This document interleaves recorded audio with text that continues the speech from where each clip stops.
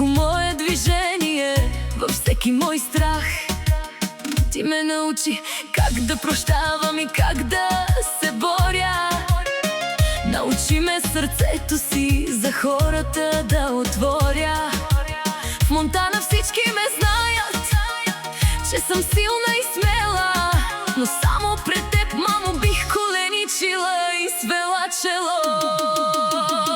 Елена обича майка си Азира и за нея петя.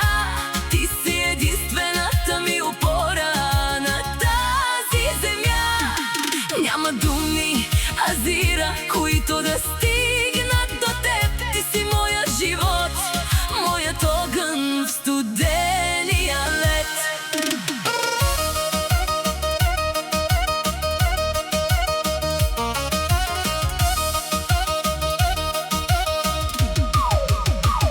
Прости ми за думите, които понякога съм спестила. Прости ми за грижите, с които теб съм натоварила. За всяка твоя молитва, за всяка безсънна нощ. Искам да ти върна обич, цялата си мощ. Небаничката ми е сладка, сладка е твоята усмивка. Ти си моята награда, ти си моята почивка. Елена обича майка си Азира и за нея петя. Ти си единствената ми опора на тази земя. Няма думи, Азира, които да стигнат до теб. Ти си моят живот, моят огън в студения лед.